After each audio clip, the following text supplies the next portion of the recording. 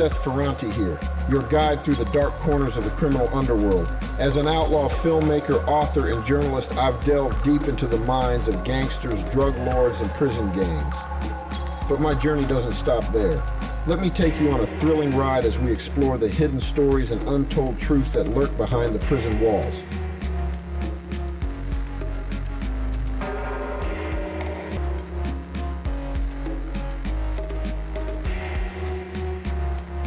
In the dark and dangerous world of La M, violence was an inherent part of the game.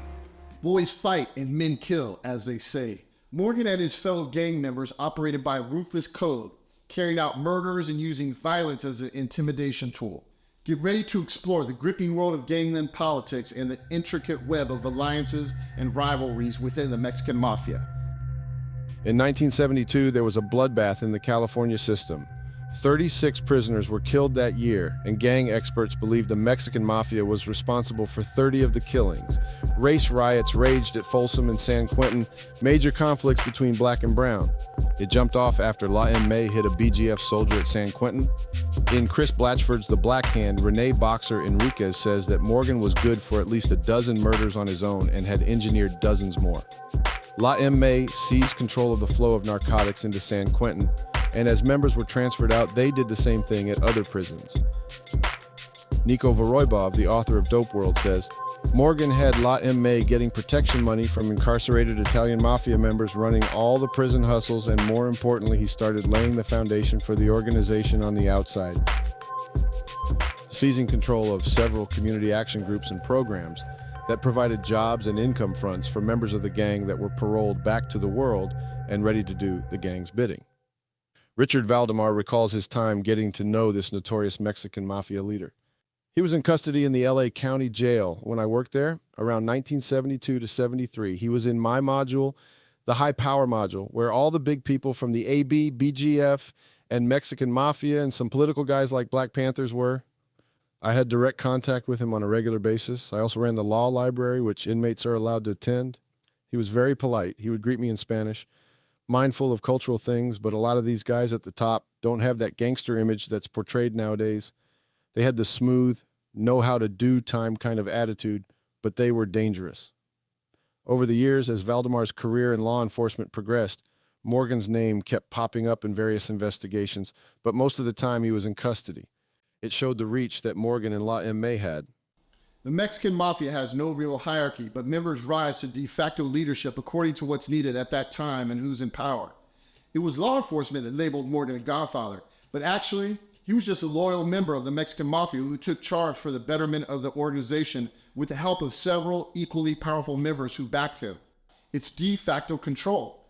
Morgan was a natural leader, so he took on that leadership role. He knew he was in charge. He didn't have to prove it to anyone.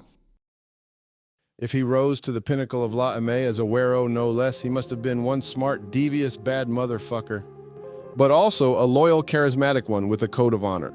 There was a reason why so many alpha male murderers deferred to him, and even the cops tasked with locking him were impressed. Morgan could get people to calm down.